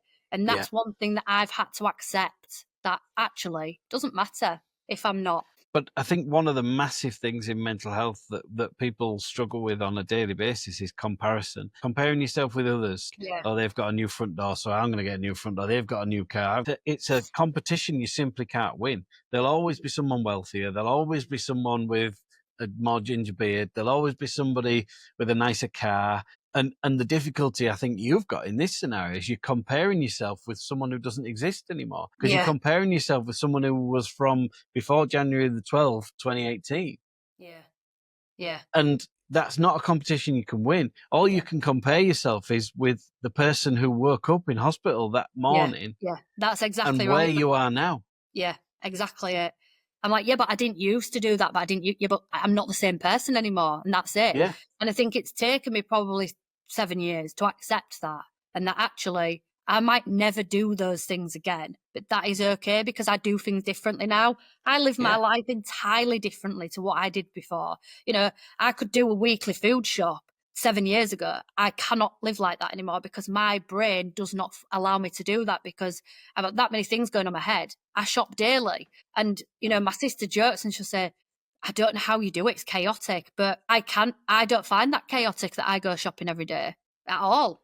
I would find it more chaotic that my brain would have to process that massive shopping list, and that would cause me too much distress because Precisely. I can't think about it. It's overwhelming. Yeah, and Yeah. I feel overstimulated, you know, doing that, so I don't do it. So if I have to go shopping, you know, and all these things, little things in my life that I'll say to like my therapist, I know, but why can't I just do that? And she's like, but does it matter? Does it matter? You're not the same person that you once was. You're not managing the same load mentally 7 years ago to what you are today. So just give yourself a break. And the thing is, if you'd always been like that, you wouldn't question it. No, You know, no, it's not a stupid change. thing to say, oh, I couldn't go and do a full shop with a shopping list. I have to go every day. If someone said that to you, you wouldn't walk around like they've got two heads. But because you didn't do that before and you're comparing yourself with that person, like you say, it's a competition you can't win. So it's not for anyone else to decide how you should do your shopping if it suits you, is it? Yeah. I know I always say like, God, I wonder what the people think in Asda. God, that go in every day, but they probably don't think anything. No. They probably don't even notice it. I mean, they do notice me because they say hello and like, oh, are you all right? It's like we have like a friendship now because they know me they see me that often. But I'm like, I know, but I wonder why they think that I go in all the time. I think probably don't even know that they don't even think about it. No. And it doesn't matter, even if they do think, why does that woman come in here every day? Too right. I'm not in a rush to get off, but I appreciate that the timescale has got on. But I want to talk about your campaign. Yeah. Tell me if you need to be gone, but I want to do this thorough. I hope you're getting something from this, but I just think if one person in the world can see, they don't have to be in the same position you were in, but they're in a dark place and they think, well, if she can do it, I can do it. Yeah, absolutely. And I get that from you. So do you know what else I think this whole thing has made you? And this is hard to say because you were never an unkind person, but it's made you a much kinder person. Yeah, massively, yeah. And I think you've said that a few times with regard to it's not our place to make other people. No, I lived in a bubble. I just lived in my own little bubble, like probably a lot of people do. And you don't really think too much. You know, I've said before, interview after interview, that I would see something on the news and I'd think, oh my God, that's absolutely horrendous. Like, that's heartbreaking. But I probably I'd maybe think about it a little bit, but nothing like I do now. Like, I obsess over things. Now I think, you know, if I hear something bad, I want to reach out to that every single person and say, like, I'm here if you need, you know. I never thought like that before, but now I think I can really put myself in somebody's situation and think, you know, how they're feeling. I really can. And that is something that's probably grown in me massively from this happening, because before I probably didn't think about it as much. I really didn't. I just sort of carried on with life like a lot of people do. But I do think it makes you a lot more empathetic to people. You know, it's a gift and a curse, isn't it? You know, because it's upsetting to know that those people are in that scenario, but also to know that you're the sort of person that would help them given the opportunity is a nice thing. I don't understand why people are horrible. I never understand it, because being horrible to somebody makes you feel horrible. I don't go if I'm ever horrible, and I try not to be, but if I'm ever unpleasant to anybody, I don't walk away thinking, yes. No. Whereas if you help someone across the road or you give somebody something that they're really grateful for, that's a wonderful feeling. That's just a win-win for everybody, and I don't get the other. No.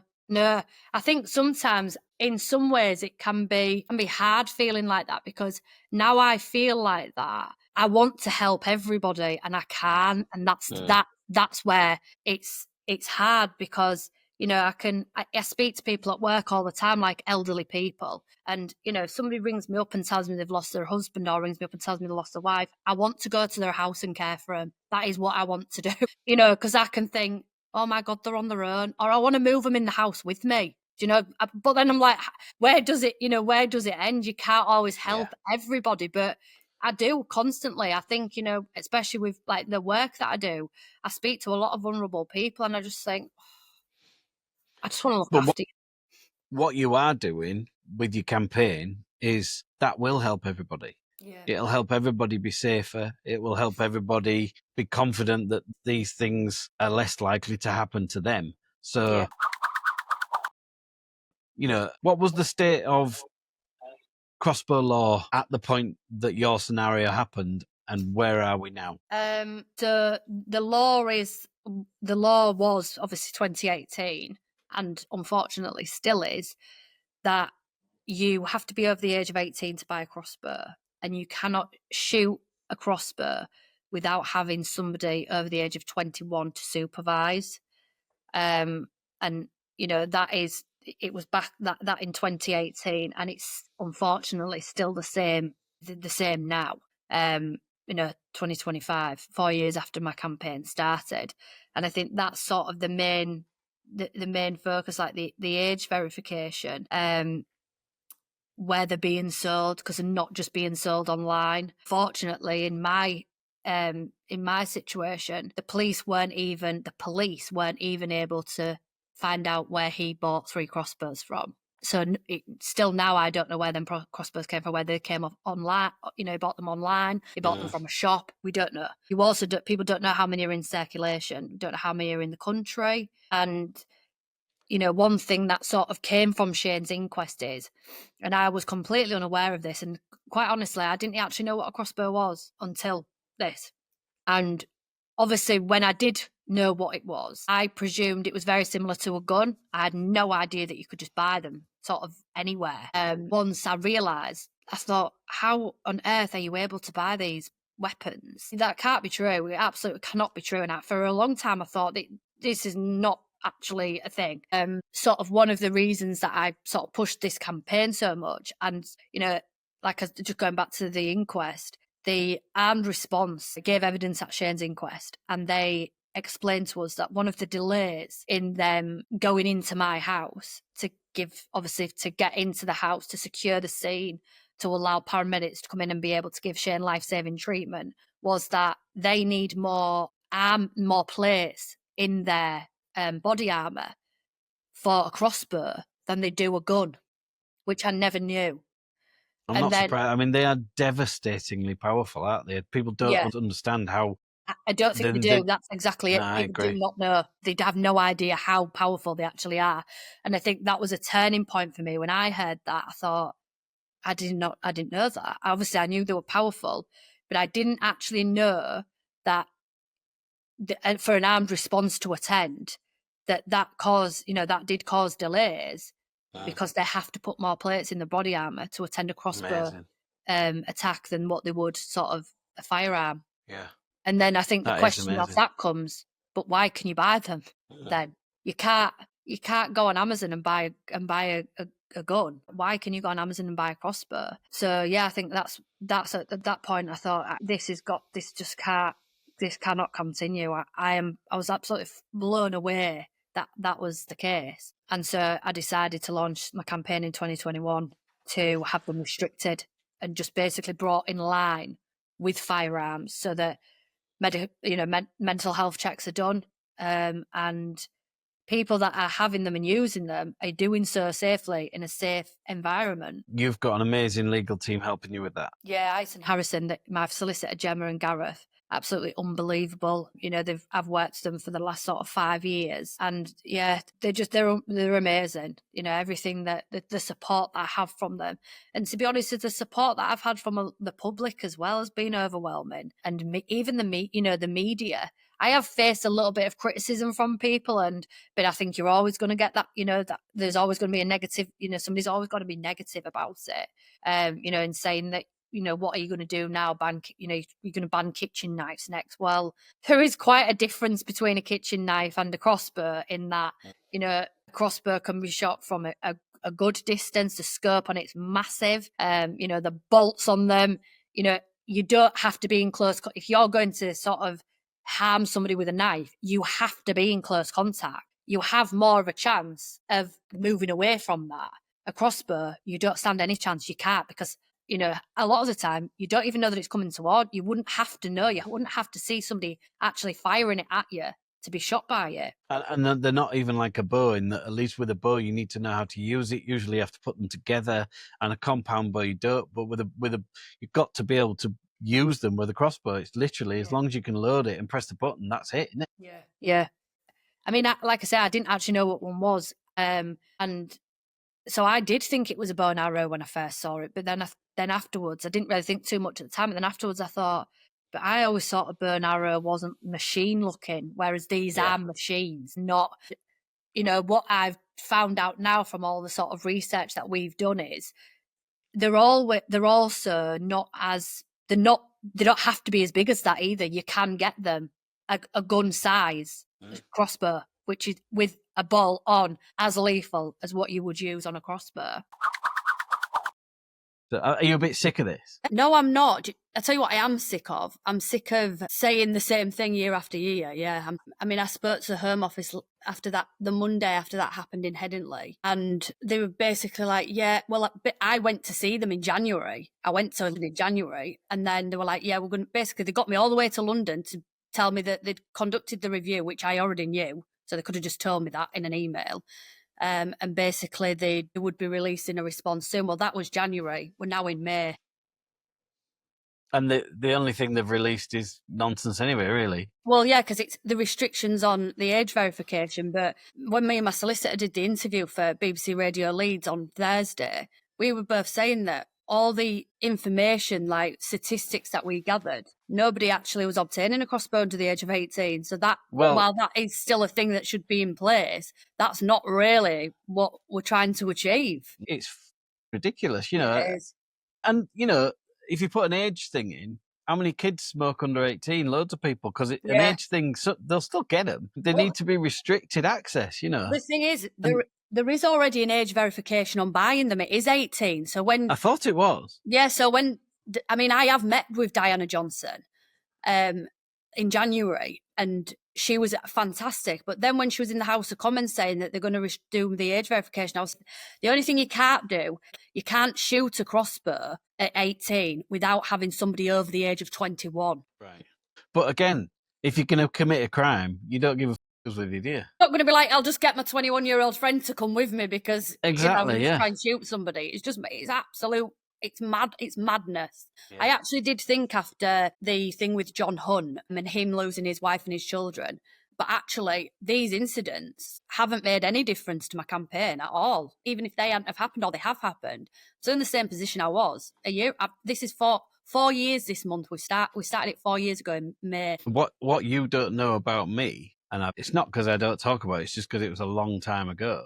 When I was about 7 or 8, we got woken up at 4 o'clock in the morning, police officers banging on our door, my mum's house, and they said, you got to come with us now, grab your your kids, and you got to come with us now. And it turned out my mum's partner, someone he had a fallout with, basically turned up, burnt his house down, burnt his car down, and chased him and his son with a crossbow shooting at him. In the middle, luckily they were all right. Yeah. You know, it's closer to home than perhaps sometimes even I realise, you know. Yeah. Yeah, it's mad that. That's the thing. So like things like that, Mark, this is what we've been trying to say to the Home Office. Certain things like that, because it's not sort of a crime in the sense that like a threat, like with knife crime or gun crime, the police on the national computer, it goes under like a category if somebody gets threatened with a knife or not even threatened. But with crossbows, it's not recorded the same. So incidents like that don't always show when we're looking for evidence, because it all depends on how the person has recorded it and where it would show. Because like Humberside Police have said to me time and time again, there is more incidents that we can provide you with, but where they are, we don't know. But because if it's a threat, there's no specific procedure for recording, and that's the problem. And if it's relatively old as well, you know, back in the day, what I mean. If people weren't hurt, then people weren't hurt, so it didn't. It goes under the radar then. So you only the only ones that we were finding to begin with, until police, obviously until the Home Office sort of died, because we did a Freedom of Information request and asked for it, but not all police forces responded. But Humberside basically came to us and said, the difficulty that you're going to have is the statistics, because they look like the small amount, but that's because of the people that have lost a life, or like in my case, an attempted murder. But the other ones that are threats, they wouldn't have even shown in our statistics. No, it didn't. And it's not helped my campaign. The Home Office told me when I very first met with them, he said, I'll be completely honest with you, I don't know that you're going to get it to a court for evidence. But I did, so hopefully, fingers crossed. Do you think that the lawmakers are listening? You've clearly said the public are listening, but do you think the lawmakers are listening? No, not all the time, no. I think they're aware of it. And obviously they're aware of the increase in incidents that keep happening. A lot of them being quite high profile as well.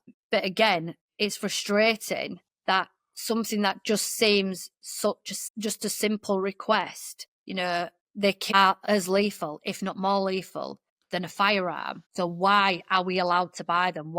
Where's the objection? What is the why would there be any objection to it? I'm not sure. You don't know what it is?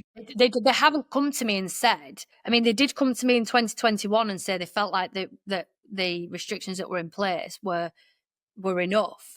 And then obviously there was a change in government, and now this government, they're not actually coming to me and saying. I think initially what they were trying to say is that the statistics were low. And my argument to that is, how many people have to die for it to make a change? Do you know, like, one person's death is enough to change, in my opinion. Yeah. And that's it. It's, do you need to have this list of thousands and thousands of people that have been injured or lost their life because of a crossbow before they're going to say, actually, no, that many thousand people's died now, so we will do something? Do you not want to change that before and try and prevent that from happening? Thousands. I would imagine there's a lot more people who take a gun to a scenario and nobody dies than there are who take a crossbow to a scenario and somebody doesn't die. I would imagine the statistics of you taking a crossbow to something and somebody coming either to harm or dying is higher than a gun. Yeah, absolutely. But, I mean, and the other thing is, like, I suppose a lot of things that we've looked at is like gun clubs and places where people could potentially be shooting crossbow, ranges and wherever they shoot them. But the amount that, there's thousands in circulation, but these clubs have one member or some have no members. Yeah. So if there are thousands in circulation, then surely thousands of people should be registering at these gun clubs, but they're not. So if they're not, what are they using them for? Why have they got them? Yeah. I've had a lot of people contact me. One lady contacted me to say that her dad has severe mental health problems. He owns 6 crossbows. He goes outside when he's, quite depressed and in low mood. He will go out on the street with a crossbow. The police come, they take it off him, but he is allowed it back. She's massively concerned that he's going to kill somebody or he's going to kill himself. And she said, I just cannot believe, but the police can't take them off him.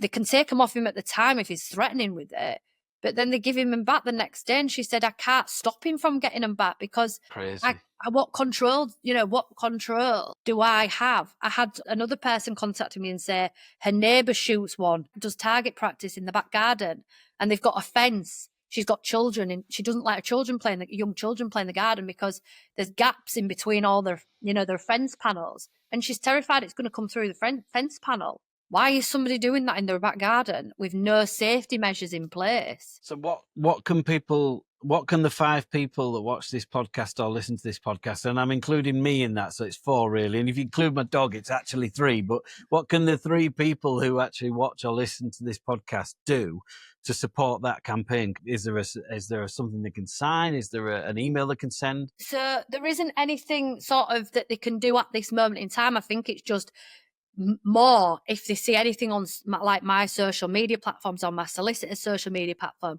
just sharing that so that any sort of interviews or anything I do, hopefully somebody will watch that and think, gosh, I didn't know that. If anything, awareness, that is what, because there's a lot of people that have absolutely no idea what a crossbow even is. And, when I did a television interview a couple of days ago, and she went on to say how easy it would be to buy a crossbow, and it is going to be shown they're going to show it just to show how easy it is to buy one. And she actually said, so she clicked obviously add to the basket. And at the end of it, when it comes to taking payment, it actually prompts you to buy bolts. And she said, I could have had that delivered. And she said, I was going to get it delivered. She said, but because she would be at work, she said, I don't want, my neighbour getting that delivered. And then she said, the other thing is what would I do with it once? She said she just sort of wanted to see how easy. And she said she could not believe how easy it was just to get one. She didn't have to provide any identification. Do you have a website or a specific Crossbow related social medias, or is it just you? No, so we are in the process of setting something up on Instagram and Facebook, just for the updates, so they're all together rather than, sharing on sort of things. But yeah, so I can obviously send you that information. Do you know, I think you should write a book as well. Everybody says that to me. I can help you. And then there's also places like Victim Support UK that people can go to. There's Mind UK. There's change.org. There's also, is there a petition for Shane's Law? Yes. Yeah, so Shane's Law is the actual law that you're trying to get into place to change the legislation. I'll put the link in for that as well. Yeah. Also, myblackdog.co, that's a charity that you can go online and just chat. It's totally anonymous. You don't have to say who you are, or you don't find out who you're speaking to. It's just someone that you can just chat to if you're at your lowest. We've touched on mental health as well. So, as a bit of trying to look at the silver lining rather than the dark cloud, how is Shane kept alive in your life now? How for you and your family? We just talk about him all the time. I think it's just, he is very much still sort of alive in our house, in just my, like my home and my family and Shane's family. So Ella as well, I think it's important for Ella that she hears about, like things about her dad, because obviously she's never ever going to be able to have that relationship that she would have had with him. So, and also that she, I can tell her things, but Shane's parents can tell her different things to what I'd ever be able to tell her. My mum and dad can tell her different things to what, conversations and different things, friends, it does make a massive, not so much to her now, I don't think, but it can be a massive comfort to me as well. Sometimes I can be somewhere, be at work or somewhere, and somebody will say, oh, I knew Shane. And I'm like, did you? How? And then they'll tell me, and I'm like, oh, that's really nice. So, just little things, or like people will say to, friends of friends will say, oh, Shane rehoused me, or Shane did this for my dad, or he did this for my grandma. And just little things like that. People just honestly don't realise how just saying something like that just makes my day, because I just think, nice. I love that people remember him like that. I mean, there was nothing bad about it. He didn't have one bad burn in his body. And, I think sometimes I always used to get really sad thinking like, I never want him to be forgotten. And, I don't feel like he is actually. I genuinely don't. Yeah. And, it was always a big worry for mine that people just sort of, everybody's life moved on after Shane died. Mine and his family's and my family sort of stayed in this place. But I think I've learned that, he did touch a lot of people's lives, and, that... He was a good bloke. He was really funny, and he was memorable, and everyone, I don't think I've ever heard a bad word about him. Never. No. And it's interesting because Deb and Steve, who we interviewed the other week, whose son was killed, Scott, in the one punch kill scenario, Steve said he finds it very difficult that oftentimes he'll be in the canteen at work and people will talk about their sons, or they'll either shut up talking about their sons while he's there, and he wants to join in about his son because his son was alive. Yeah, that's exactly it. Son was alive till he was 31, and he'd like to be able to say, oh yeah, my lad did that as well, because it keeps him alive, That's what I do. Exactly what you've just said. I do that all the time. So I will always make reference. Shane used to do that. Shane was like that all the time. There won't be a day goes by where I probably don't say a sentence exactly like that. I know it can be upsetting as well, but I think it's worth saying that don't just stop talking about them with these people, because they were loved and we want to continue loving them, don't we? Yeah, absolutely. I hate people when, obviously in the very early days, people didn't know what to say to me and were cautious of upsetting me, and I get that, but I can sit and talk about him all day long. It doesn't, don't get me wrong, there'll be conversations I could have in that day that would make me cry or make me upset, but a lot of it makes me feel better to do that, because I'm talking about him and I'm remembering him. Do you know, like, because for a long time, my memories were absolutely suffocated by that night. And I couldn't think of anything else but that, my last contact with him. And it took me a long time to be able to think, I'm sick of thinking about him like that. I don't want to think about that anymore. I want to think about him, how he was, how he was. Like they need planting again, like a seed, isn't it? And they'll be allowed to flourish. And for Ella in particular, I grew up without my dad in the house. I saw him once a month. My mum still told me stories about when she went to the cinema with him before, and so that I knew who he was when I did see him. And I know that Ella doesn't get to see him, but it's important that she knows who he was and the things he liked and the music he liked and what things she can have in common with him, even if he's not here. Yeah, absolutely. So important. Magic. Well, Laura, I've always held you in the highest regard anyway. Thank you. You're marvellous. But I want to thank you very much for taking the time to come on my little show, and hopefully it will get bigger and spread the word for all these people who have been through difficulties. But you're an absolute shining example of someone who has dealt with such a difficult life pivot. But, what's come out of it, it's terribly sad, but what you're doing will improve people's lives. And I don't think you should ever underestimate that, or I fear you may. Yeah, I hope so.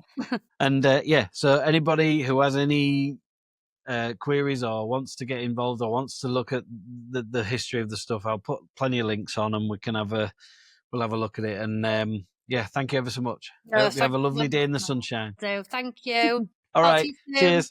Bye. Bye. So Laura's strength and honesty today has been nothing short of extraordinary. This story is harrowing, but it's also a call to action.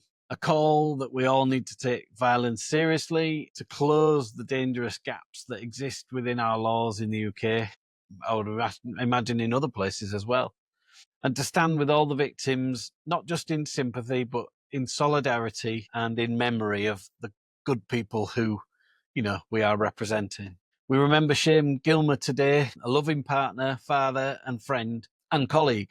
And we support Laura as she fights to make sure that no other family has to suffer such a senseless, preventable tragedy.